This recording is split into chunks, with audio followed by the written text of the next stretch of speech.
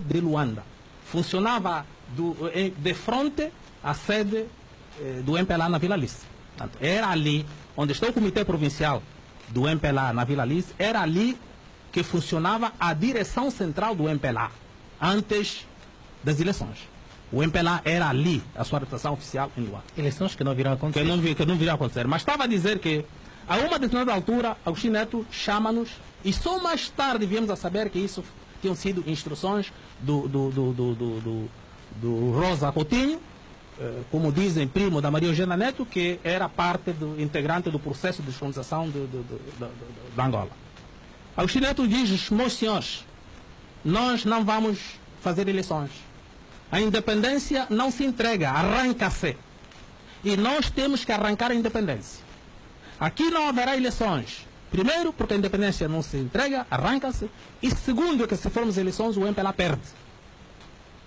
Quem está em condições de ganhar as eleições neste momento é a UNITA, dizia Agostinho Neto. Como? E explica. Veja bem, que se nós funcionarmos na base tribal, o MPLA só tem 3 províncias que falam Quimbundo, que é Luanda, Bengo, Malange e Kwanza Norte.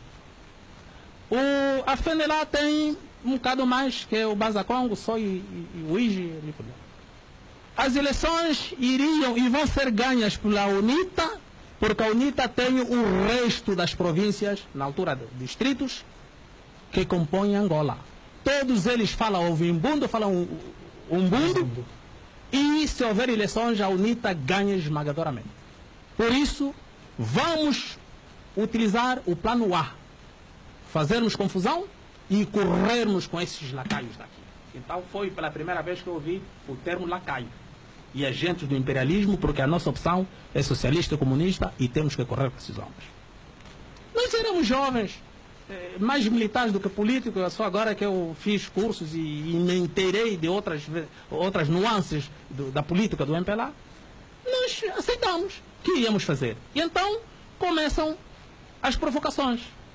E antes das provocações, eu próprio fiz parte ao grupo que foi receber as primeiras armas vindas da Roménia e talvez da Checoslováquia, uma coisa assim parecida, que vieram num barco sob a bandeira da Guiné-Conakry, ali onde estava o Sékou Touré. Esse barco, eu tenho os apontamentos lá no meu diário, atracou nas Palmeirinhas que vai lá no Benfica, e dali à noitinha fomos transportando as armas para os bairros e distribuímos no Rangel, Sambizanga, Kazenga, Golfe, ali por diante. Pois que quando as provocações começam, não foi diretamente com a UNITA, porque a UNITA podia ser poupada. Mas o maior problema era da FENELA. Primeiro porque eles tinham notado, os dirigentes mais posicionados, eu era do intermédio, então tínhamos a direção, eu estava no intermédio, depois tínhamos as bases. Vimos que a UNITA não constituía força perigosa para o MPLA, nem para nossas forças, mas sim a FENELA, que tinha comandos que não sendo da FENELA, mas sim do exército do Mobutu. E os treinos ou demonstrações que eles faziam, punham-nos até de cabeça no ar. Eram indivíduos que saltavam do 7º andar para baixo. Ele via no terraço do 7º andar, deixava cair a AK, a arma deles que eles usavam não era a AK, era mais pequena, parece Sterling ou Uzi, uma coisa assim parecida. E ele, a meio do caminho, conseguia apanhar a arma e punha-se no chão em posição de fogo. Aquilo era incrível. Ele deixava cair a arma, ele mergulhava, a meio do caminho apanhava a arma e no chão ele de pé em posição combativa. Aquilo aterrorizou-nos. Como correr com esses homens? Então temos que fazer o plano B. Envenenar a FENELA perante o povo. Então começaram a surgir os come-corações, o assa crianças para os chefes comerem, aquilo tudo. Tudo aquilo foi montado, não só pelos serviços médicos, militares como civis. O falecido Mac Mahon, o próprio Fragoso, que estava a fazer medicina naquela altura, está aí, o que está a falar agora, no que participou nisto tudo, na montagem. Estas pessoas não que eram mortas não. Iam buscar cadáveres na casa mortuária, iam buscar pessoas que já morreram, crianças já morreram, eram lavadas, punham nas bandejas, cortejavam, punham cebola, alho lá por cima, não sei o quê, e punham na geleira. Para quê? Para provocar o descrédito. E isso conseguiu-se. E então todo o povo aqui, FNLA como pessoa, como coração, não sei o que mais. Isso deu a revolta popular. Porque se fosse mesmo só armas com armas, nós não aguentaríamos o ELNA da FNLA. Bem, há este fator, e o outro fator é a surpresa e o desconhecimento da cidade de Luanda. O comando geral deles, do ELNA, da FNLA, era ali na direita, no Kazenga, no tanque do Kazenga. Aquelas instalações, na altura colonial, era uma empresa de muito peso, e então aquilo serviu para o comando deles. Quando começamos a desbaratar esses indivíduos, ao entrar no Kazenga, eram mulheres que os matavam. Mulheres, porque eles não sabiam os becos, não sabiam onde é que a saída, sabe que ali há áreas onde você pensa que tem saída, não, você entra e não tem saída. E então aqueles miuditos da OPA e da Jota eram as iscas. Quando eles se põem de bandada a fugir e nós aí com os tiros atrás, ele chamava, mano, irmão, entra aqui. Aqui tem saída para sair de lá. Ele entrava, coitado, a ser acossado pelos tiros aqui atrás, entrava num beco, quando se deparasse na frente, não tem saída, ao virar, uma castada na cabeça e lá estava o homem estendido. Foi assim que a FNLA foi derrotada. Depois entraram em pânico, porque os ataques eram simultâneos, no bairro Popular, no Kazenga, no Sambizang, em todo o sítio onde houvesse delegação da FNLA. Bem, Dr. Savimbi, estrategicamente, ordena a retirada das suas tropas em Luanda. Ao concentrar as suas tropas em Luanda, para sair, há o genocídio que se verifica no Pica-Pau, onde cerca de 50 ou 60 jovens estavam à espera para seguirem para o quê? À noite vêm lá aqueles indivíduos que infelizmente também foram mortos no 27 de maio, Urbano de Castro, o Sabata e outros, e chacinam aqueles miúdos. Bem, então a UNITA foge, desaparece, vai mais para o sul, e fica a FNLA também desaparece, e então ficam alguns focos. Esse período todo foi desde junho até a 11 de novembro. De 75. Corrido os elementos da FNLA e da UNITA, então Agostinho Neto proclama a independência. Proclama a independência, sendo assim eu parte artífice das engenharias feitas pelo MPLA Agostinho Neto para o poder.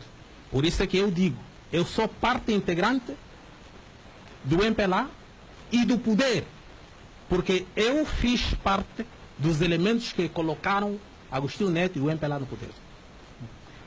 Ok. De 75 a 77, vamos chegar já resumir um bocadinho. 27 de maio. 27 de maio. Bem, então fizemos com que o MPLA e o Agostinho Neto assumissem o poder e demos o benefício de dúvida. Agostinho Neto governa 1 ano e meio, sensivelmente.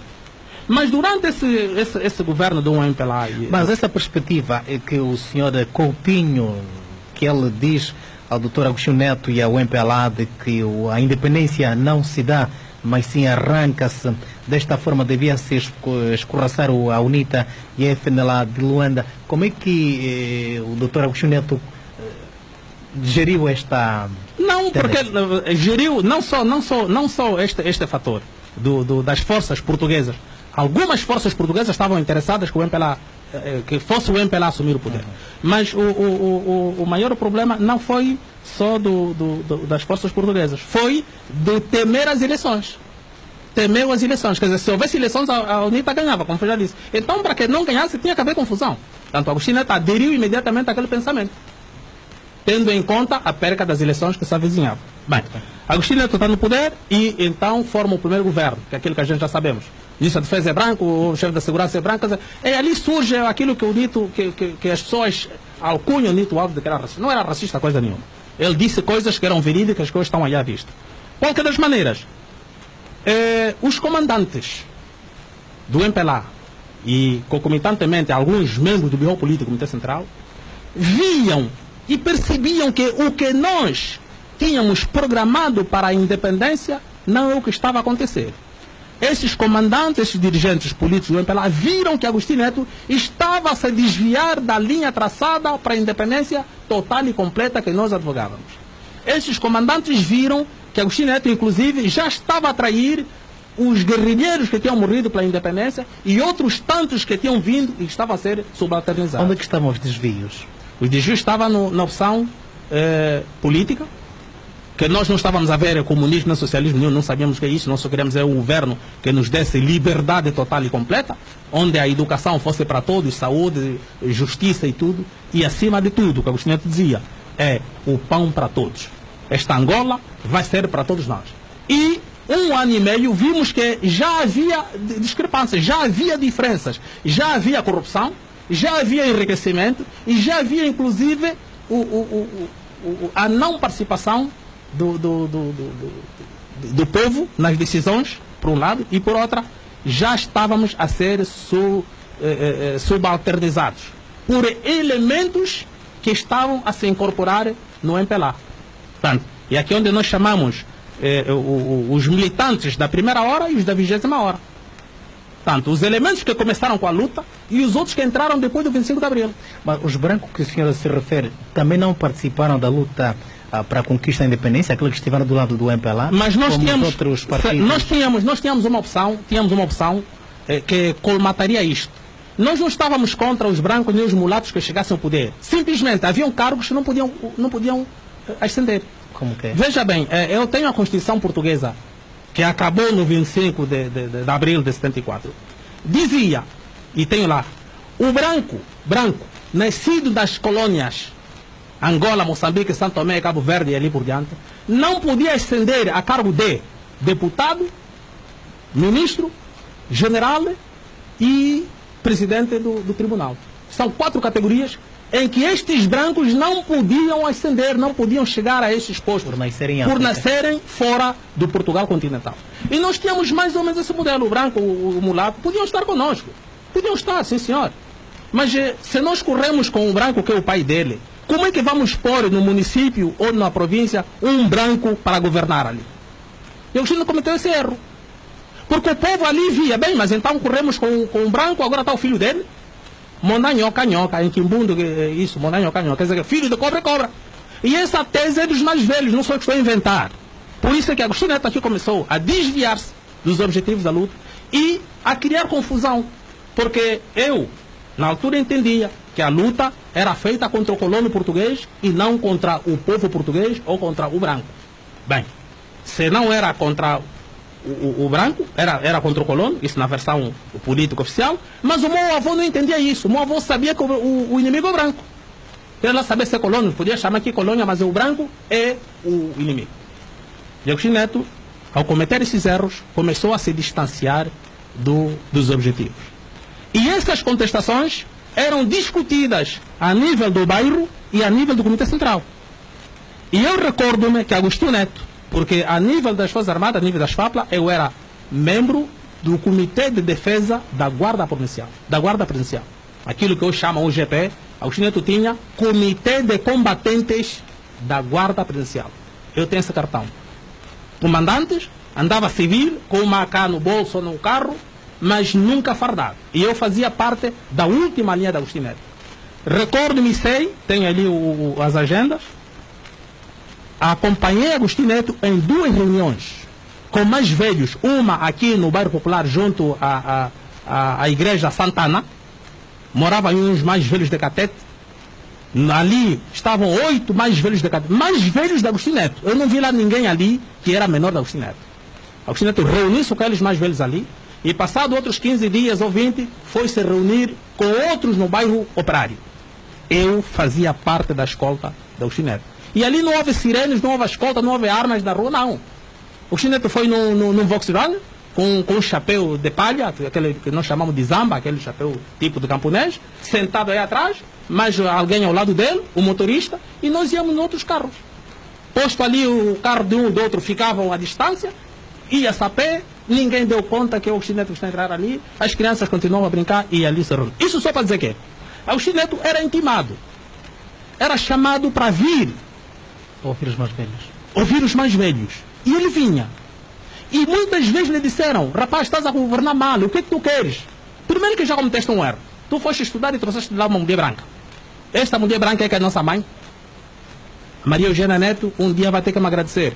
Porque se o 27 de maio pega, e eu já tinha dito isso, Maria Eugênia Neto seria divorciada e metida no avião de regresso para Portugal.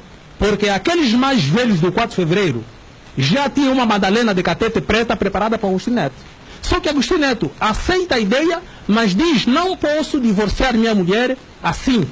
Vocês é que têm que exigir. E essa exigência seria na tal manifestação no Palácio no dia 27 de maio, onde o povo iria obrigar Agostinho Neto a dissolver o Comitê Central do Jogo Político e mandar embora a Maria Eugênia Neto para se casar com uma preta angolana, africana, que para manter esta manifestação não deve se transformar no golpe de Estado que é alegado? Essa manifestação não seria nem golpe de Estado, nem insurreição popular. Era somente uma manifestação popular acordada e aceita por Agostinho Neto para fazer estas mudanças. Agostinho Neto não queria ser cúmplice, não queria ser o culpado da dissolução do Comitê Central, do Comitê Central e o Jogo Político e do casamento. Mas ele aceita se isto fosse feito pelo povo, numa manifestação. O povo dizia: Agostinho Neto, você não pode ter mulher branca por causa disso.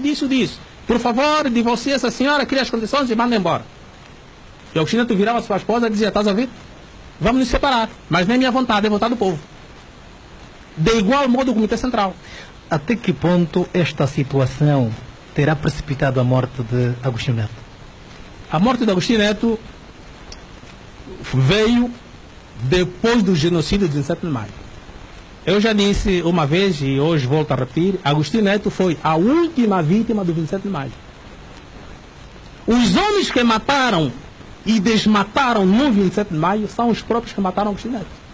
Como explicar isso? Isso se explica porque quando Agostinho Neto, semi-bêbado, se não estava mesmo bêbado, porque ele era propenso ao álcool, bebia chivas.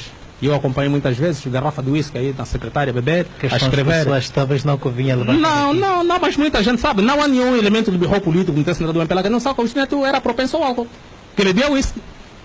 E até às vezes, como não vi, mas consta que às vezes até mijava-se na cadeira, quando estivesse aí já um semi. Perguntava assim. Mas então, quando Agostinho Neto decreta a morte aos fraccionistas, sem perdão, sem julgamento e sem perca de tempo, os oportunistas, os elementos que não viam de bom agrado estes comandantes que saíam no seio do MPLA, viram nele a oportunidade para silenciar e exterminar esses homens.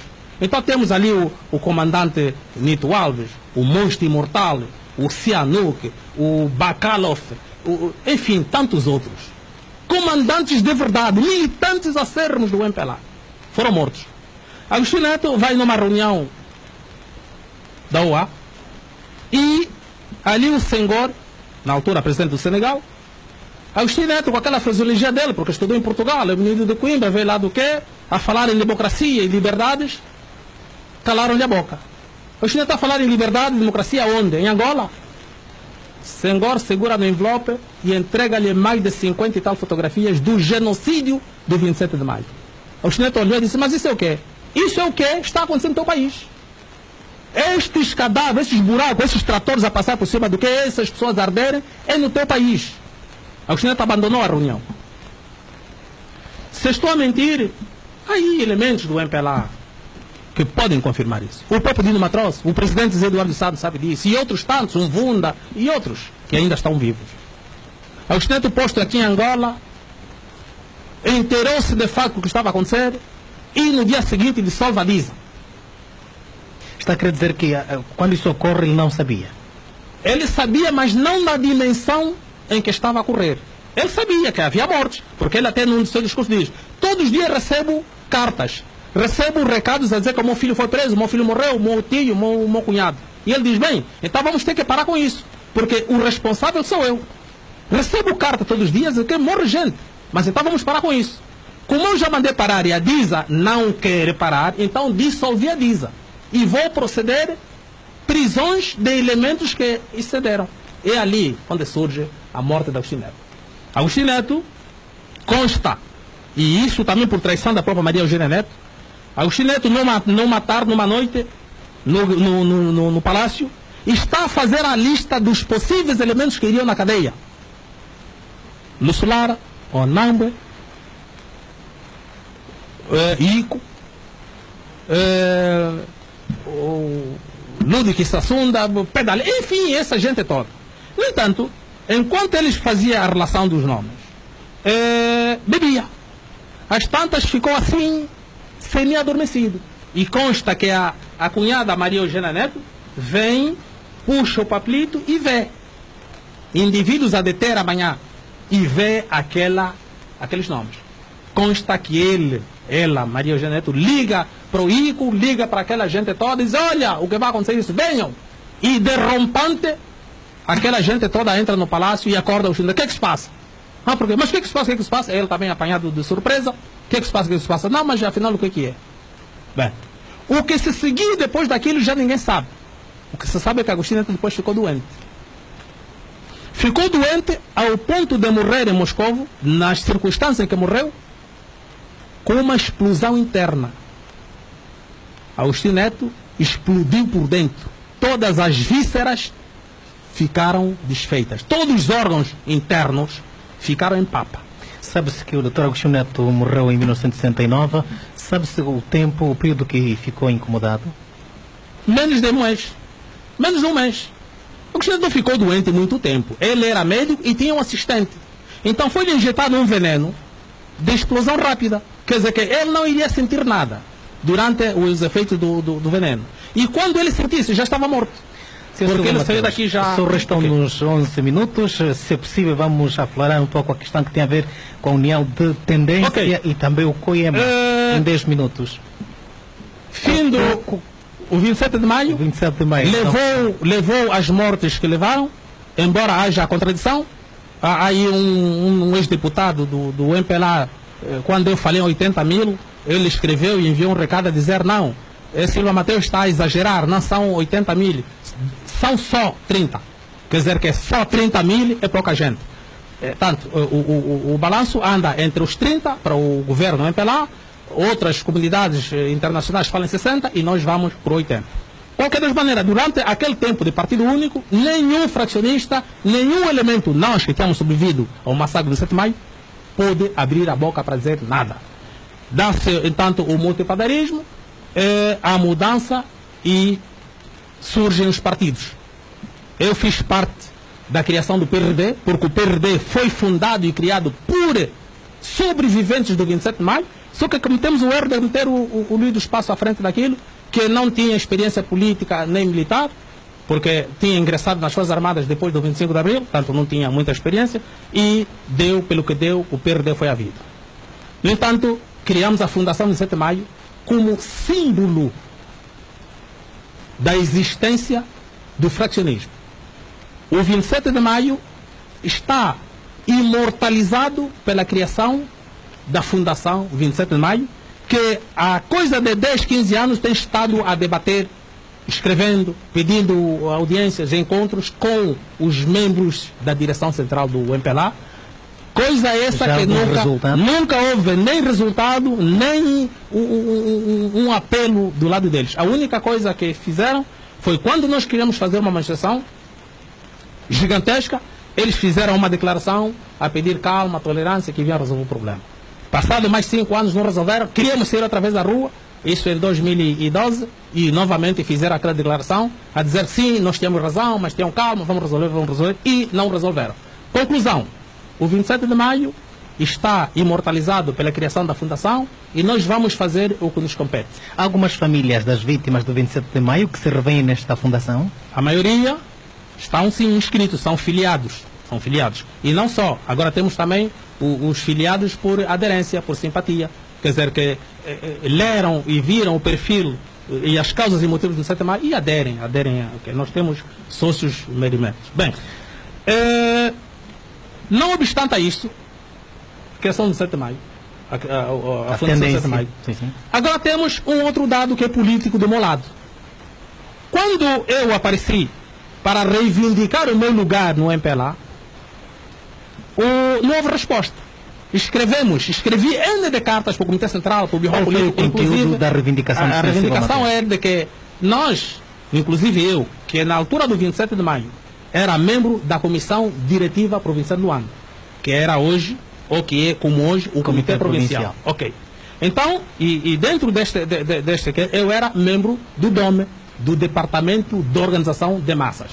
Os comícios feitos em Luanda, Malange e em Kisama foram coordenados. Um dia vou trazer fotografias. Aliás, estamos a fazer agora o documentário de tudo isto, onde vão aparecer as fotografias. Não há nenhum dirigente do MPLA que subisse na tribuna para falar se não tivesse o meu aval. Porque eu era, já naquela altura, ativista político credenciado e concurso feito de ativista político. Resumindo o tempo, pois. Ok. E então... Qual a condição que o senhor pediu para ser reintegrado à direção do MPLA? Primeiro é que eu digo que sou militante do MPLA. Eles não, você foi expulso. E eu retorno dizendo que não fui expulso porque nunca houve um processo contra mim. O processo de inquérito que houve antes do 27 de maio foi contra Nito Alves, Evandro e alguns dirigentes, que culminou com a expulsão desses elementos do Comitê Central de Birro Político. Mas nenhum elemento de base ou do intermédio estava arrastado neste processo. Conclusão, depois dos massacres das mortes, fomos atirados para o lixo e outros próprios se auto-afastaram devido às serviços que nós tínhamos que... Eu não me conformei com isto e disse que era militante do MPLA. E como tal, como militante do MPLA, exijo os meus direitos.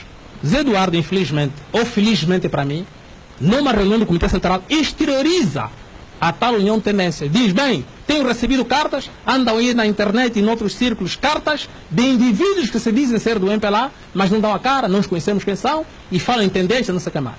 Eu desmenti o camarada no dia seguinte, numa conferência de imprensa, e onde apresentei o manifesto.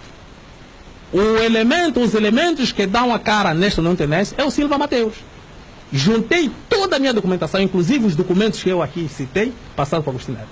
A resposta dele foi de que pensou que esse Silva Mateus tivesse morrido no 27 de maio. Eu disse, não morri. Não morri, estou aqui. E como tal, exijo e reivindico. A partir daquela altura, faço uma luta acérrima com o presidente do meu partido, que se traduz no seguinte. O estatuto do partido, do meu partido, o MPLA, diz que qualquer militante, desde que se sinta capacitado e queira, pode concorrer a todos os lugares, inclusive de presidente do MPLA. Eu sinto-me capacitado, conheço o historial do MPLA do que muitos que estão aí hoje no Birro Político do Comitê Central para poder liderar o MPLA. Só que eles dizem, a tendência presidencialista diz não, Zé Eduardo é candidato único e candidato natural. Eu me oponho veementemente a isto. Porque num partido onde há 4.800.000 militantes, não pode um só ser candidato único, porque não só viola o Estatuto e a Constituição, mas como também põe-nos na falta de democracia interna. O senhor não constitui perigo para o MPLA? Eu não constituo perigo para o MPLA, pelo contrário, constituo, diríamos, uma voz credível e persuasora. Tendo em conta a sua posição crítica ao próprio MPLA? Sou crítico construtivo. A minha crítica é construtiva no sentido de, agora como união de tendência, eu fiz chegar ao Zé Eduardo Santos um dossiê, que até exteriorizei isso nos órgãos de comunicação social, um dossiê onde nós punhamos uma acomodação política, jurídica, econômica que é do Zé Eduardo, se deixasse o poder. E o Zé Eduardo, presidente do MPLA, continua casmurro aí agarrado ao MPLA e à República. Perdeu uma grande oportunidade de sair pela porta da frente quando morreu Savimbi. Quando morreu Savimbi, um mês ou dois depois, Eduardo devia arrumar as malas e entregar o poder aos mais jovens, porque a parte que lhe competia estava feita. Estava feita, tinha conseguido a paz. Bem, deixou o tempo arrastar, aquela simpatia e aquele benefício que dávamos a ele, porque todos os males eram atribuídos ao diabo Savimbi, hoje se revertem contra ele. Savimbi morreu há 13 anos, tudo o que acontecia no tempo de Savimbi está a acontecer agora com maior gravidade, e agora quem é o culpado? O Zé Eduardo, tem que haver um culpado. Ele é o chefe do executivo, é o presidente e ele é o culpado de tudo o que acontece. Qual é a sua posição? O senhor granjeia alguma simpatia por parte de alguns dirigentes do MPLA? Certo. Ainda agora está aqui mensagem a dizer, olha, nós estamos... Está aqui uma mensagem a dizer, eu estou contigo, estamos juntos. Simplesmente não posso xixir no prato em que como. Quer dizer, isso é para dizer que muitos elementos do MPLA, Birro Político, Comitê Central, deputados, sabem, conhecem, estão a ver onde é que o Zé Eduardo está a conduzir esse barco. E muitos deles querem saltar. Só que ele vai intimidando, vai persuadindo. Porque quando um dirigente que diz, não, estou doente, quero deixar, aquele é tudo truques. Já estão a ver que o barco está a ser mal conduzido, E quando está a ser mal conduzido, então temos que deixar, ou saltamos, ou despenhamos com o barco, porque o comandante não é bom. Nós vamos sair daqui do barco, da Rádio Despertar. Vamos ver, no caso, vamos ver. 3 minutos. Ok. No Congresso passado, devíamos ter eleições. O Congresso de dezembro passado, o MPLA esteve reunido. Não é assim? Devíamos fazer o Congresso onde iríamos eleger a nova direção, inclusive o presidente. Zé Eduardo, apercebendo-se de que Silva Mateus e outros, porque agora há 3 correntes. Há a corrente presidencialista, há a corrente do Birro Político, a corrente do Comitê Central e a minha, que é da base. Nesse caso é externa. Não é externa, é do MPLA, só que é das bases. É das bases. E eu tenho estado a fazer todo um trabalho, você vai em todos os bairros. Já não há CAP, os CAP só existem na casa. Os militantes já não vão lá. Se está lá o coordenador, está sozinho, não há outro. Sr. Silva Mateus, há quem diga que José Eduardo dos Santos neste momento está a fazer a transição do MPLA, do MPLA dos anos 70, 60, para uma nova geração. Não estamos a ver isso, porque se assim fosse, ele devia comunicar, devia avisar de que está a fazer a transição. Mas para quem é que ele está a fazer a transição? Ele já devia ter abandonado. Como eu digo, já disse várias vezes que todos os elementos de 60 anos para cima deviam abandonar tanto o governo como o partido. Mas só para dizer que Zé Eduardo, percebendo-se dessas 3 correntes, insetou meteu uns noutros escalões e coartou o Congresso, para haver só o Congresso em 2016, nas vésperas das eleições. Bem, mas aqui, resumindo tudo isto, há um problema. Se o Zé Eduardo fecha os olhos hoje, temos problemas no país. Mas esses problemas iniciam na sucessão do Zé Eduardo no MPLA. O Manuel Vicente, atual vice-presidente da República, não tem arcabouço para, num Congresso, ser reconduzido ou ser eleito para presidente do MPLA e, consequentemente, cabeça de lista. É que essa é a Constituição diz. Não, a Constituição diz para República. Mas ele, antes de ser nomeado como vice-presidente, antes de ser nomeado presidente da República, a não ser que seja neste mandato. Se o Zé Eduardo abdica agora, ele completa o mandato. Mas, assim completar o mandato, tem que haver eleições no MPLA para eleger o cabeça de lista nas próximas eleições. O Manuel Vicente não passa. Não passa. Primeiro, porque não é tido nem achado, tanto no Birro Político como no Comitê Central, muito menos nos militantes de base, assim como eu. Bem, então, a nível o que é que nós iríamos assistir? Iríamos assistir uma luta interna no seio do MPLA. A não ser que houvesse consensos. Tem que haver consenso, construir consensos para determinarmos quem será o presidente do MPLA para ser cabeça de lista nas eleições para presidente da República. Fora disso, o país entra em convulsões. O país entra em convulsões porque o Zé Eduardo não está a ser inteligente para fazer uma transição democrática, pacífica. Foi com e muito consensual. prazer. Infelizmente não vamos poder abordar a questão do COIEMA. O nosso convidado foi o Sr. Silva Mateus Serrote Simão, esteve a garantir a técnica o Sr. Queiroz Anastácio Chilúvia. Prometemos estar consigo noutros momentos. Até lá, nosso muito boa tarde, boa tarde.